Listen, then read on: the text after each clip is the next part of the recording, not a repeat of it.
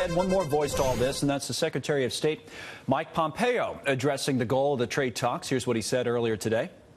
The mission that Secretary Mnuchin, Ambassador Lighthizer have is to get this deal done in a way that after the deal is done, after the signing ceremony, American companies can count on the fact they can do business in China without substantial risk their IP will be stolen, and if it is, they will have a tool to recover for that loss. All right, so would any deal like that balance out the continued tariff impact? Here we have a former Assistant Commerce Secretary of Manufacturing under President Obama, Nicole Lamb-Hale, with us now. And that's kind of the question, right, Nicole, is that the president may, as an enforcement mechanism, to Edward's earlier point, keep some tariffs or the threat of tariffs. Businesses don't like that. But to the Secretary's point, if you do have a deal where you can do business in China, businesses do like that. So how do you see this all balancing out? Well, thank you, Connell. You know, it's a very complex issue. Certainly tariffs give the U.S. some leverage to ensure that any agreement that China makes is enforceable. But one of the things that we talk about a lot with our clients with the Duff & Phelps Institute is the issue of the impact of tariffs on global supply chains.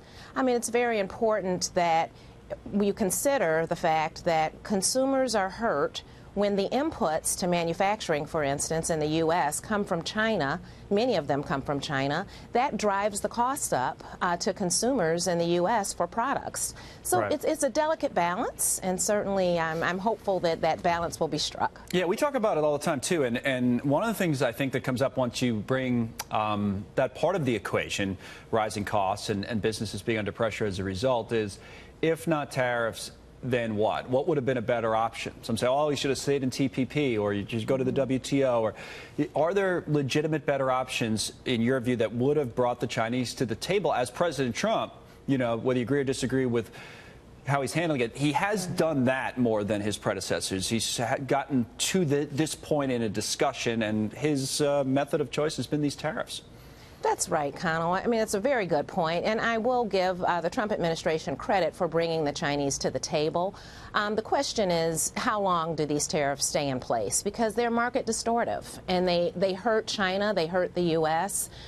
So there's got to be, I think, a point at which tariffs are no longer on the table, and we look at other enforcement mechanisms. By the way, they might for a while. If you USMCA, the steel and aluminum tariffs, a lot of people thought those were gone as soon as we got a deal, and they're not, right?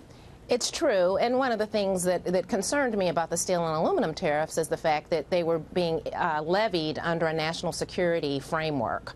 And so we really have to be careful in terms of having credibility with our allies and our strategic alliances to not cry wolf, so to speak, as it relates to national security by using tariffs. Tariffs are a great lever, but they're market distortive, and I'm hopeful that they will not be a part of the equation. All right, shortly. Thanks for your point of view, Nicole. We appreciate you coming on today on this issue. Nicole Lamb-Hale.